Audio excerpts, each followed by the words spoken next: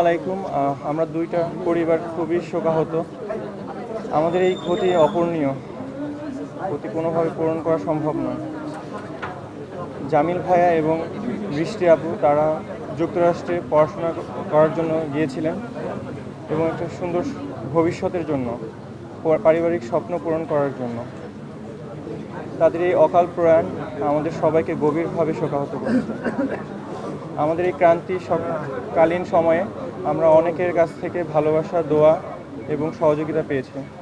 বিশেষ করে university of south ফ্লোরিডার কর্তৃপক্ষ, শিক্ষকবৃন্দ, ভাইয়া এবং আপুর বন্ধু বান্ধব, ট্যাম্পা ফ্লোরিডার community, Miami, consulate general of Miami, Bangladesh embassy Washington, Bangladesh সরকার, পররাষ্ট্র মন্ত্রণালয়, বৈদেশিক কর্মসংস্থান মন্ত্রণালয় এবং বিশেষ করে আমাদের মাননীয় প্রতিমন্ত্রী শামা ওবায়েদ সর্বক্ষণিক আমাদের সহযোগিতা করে গিয়েছেন।